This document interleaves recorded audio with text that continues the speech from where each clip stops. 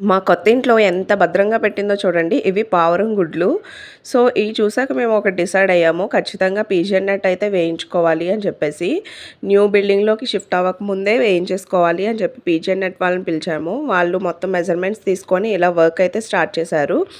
కొత్తింట్లోకి మేము ఓసీ రాకముందే గ్రిల్స్ కానీ అలాంటివి పెట్టించడానికి లేదు. పర్మిషన్ ఉండదు అని చెప్పేసి అన్నారు. ఓసీ రావడానికి ఒక 6 మంత్స్ టైం పడతదన్నారు. సో, ఇద్దరు పిల్లలతోటి ఎంత సేఫ్టీ గురించి ఆలోచించినా సరే మాకు ఇంకా వేరే థాట్ అయితే ఏం రాలేదు.